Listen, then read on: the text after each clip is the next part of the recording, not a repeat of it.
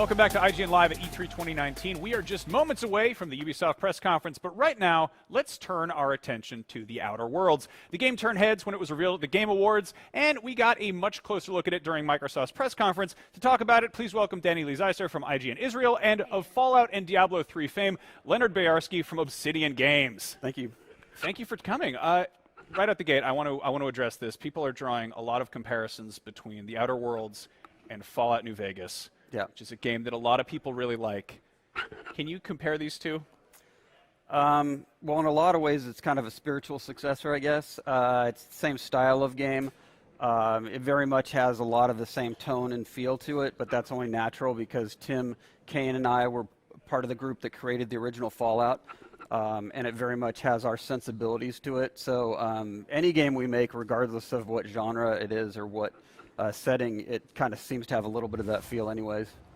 Okay, so this time, you guys, you're taking us into space. Why this specific setup? Ironically enough, we'd never made a science fiction game together. We made post-apocalyptic, which is technically science fiction, I guess, but it's a specific type of science fiction.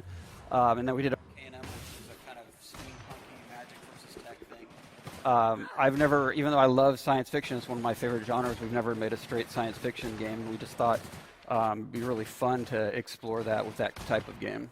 And this also seems to have a fair amount of the kind of sense of humor, the very dark sense of humor we come to expect from Fallout. This is Halcyon. This is a colony ruled by corporations. Yes. What could go wrong? Corporations in space. Exactly. It's utopia. Can you tell us a little bit about sort of the, I guess the situation here? What is the player's role in all this? Yeah, you were on a colony ship that got lost on the way to the colony, so you show up about 70 years late. In the meantime, this colony has kind of started falling on hard times. You get unfrozen by a mad scientist who recruits you to help him unfreeze the other colonists. There's still hundreds of thousands of colonists on the ship that you came on, but he needs more chemicals to help, from you to help revive those other colonists. And you don't have to play as his ally. You can turn against him. As we do in most of our games, that you can play it any way you want to play it, which is very important to us, being able to choose your character and play your character any way you want.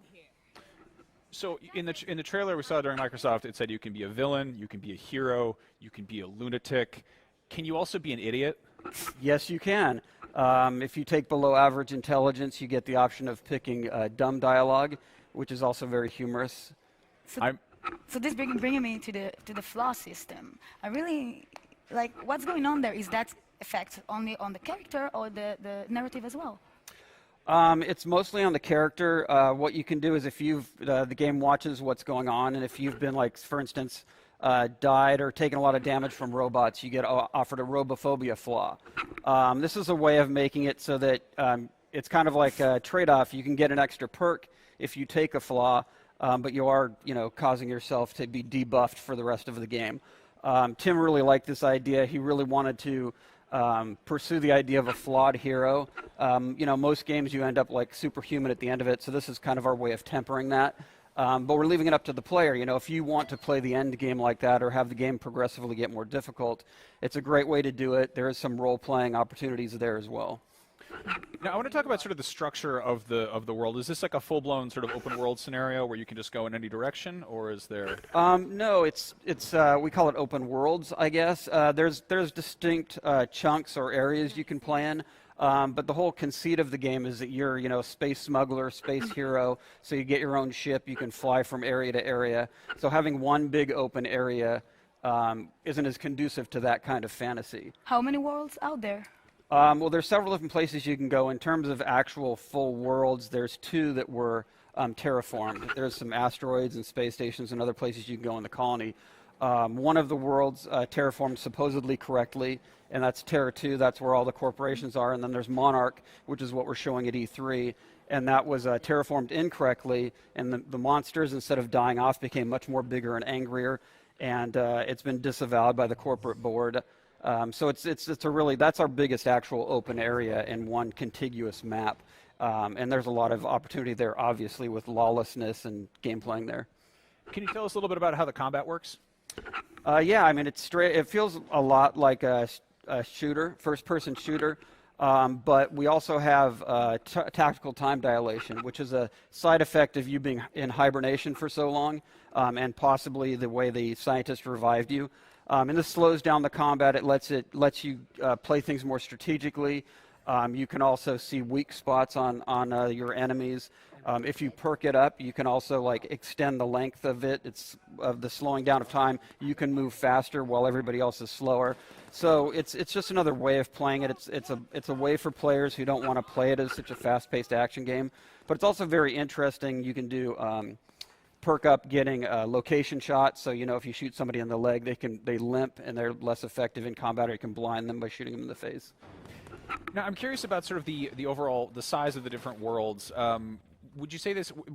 How much time will players be spending traversing this versus sort of like almost digging into the kind of getting into the depth of it? Is it seems almost like you're more focusing on like sort of the society rather than the scale, I guess.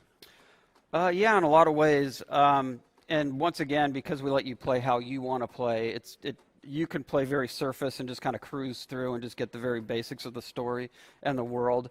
We really like to build a world that has a lot of depth to it. I feel like that's the most fun part of these kind of games is really digging into it and finding out what's going on, hearing different NPCs talk about the world differently, so you get a different take from the different NPCs you talk to, and kind of deciding for yourself what's actually happening here. And it's just, it's always fun to find a new universe to explore, a new IP where you haven't heard anything about it, and to start hearing all these hopefully interesting things about how it came to be the way it is and what you can do to change that.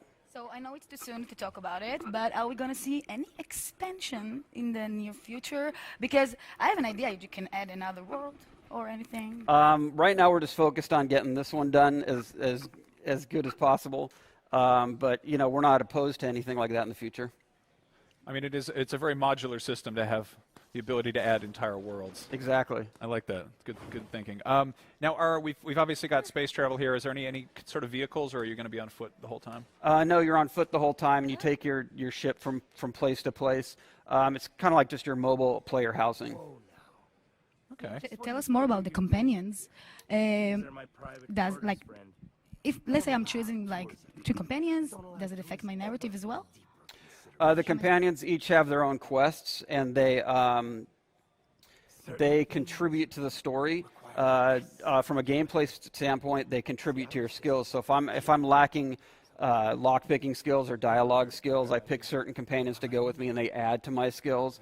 They also will interact or interject when you're having conversations with other NPCs with what their opinion is. Sometimes they can get belligerent with the other NPCs, and you can have to talk them down.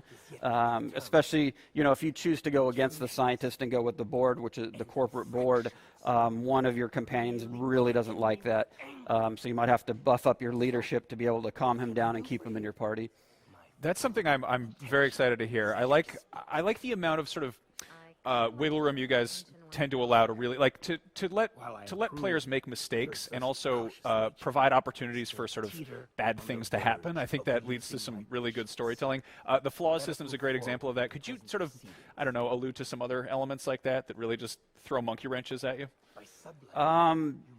It's really it's all under the player's control mostly. You can pick things.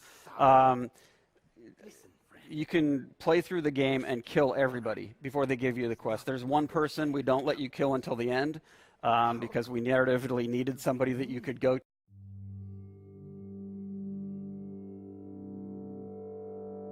Everybody find a scrap of paper, a log on a computer that points you to your next place that you have to go to continue in the game.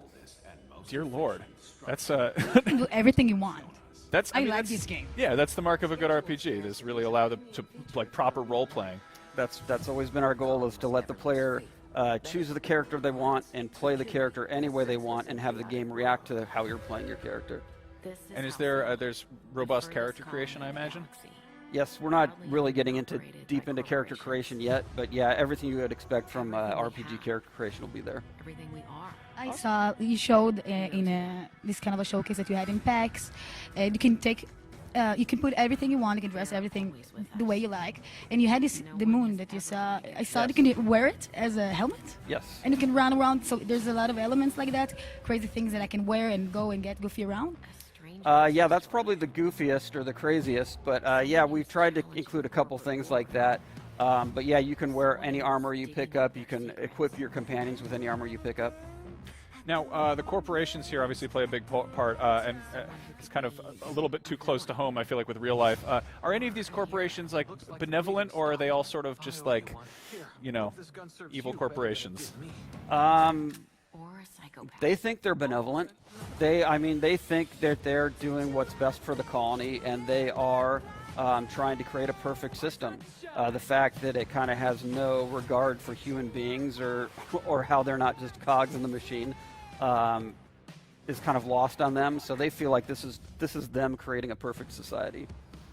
Oh boy! Well, the road to hell is paved with good intentions. Yes. Well, there is on Monarch. There is someone trying to get their corporation back on the board. So I guess you could cast them as maybe not an evil corporation. Awesome. Well, thank you so much for showing it off, and Danny, thank you for helping me doing the Thank interview. you. Thank you guys for having us. That is Outer Worlds. Always a pleasure. I can't wait to be stupid in space. IGN will have tons more coverage of the Outer Worlds all year, so stick around.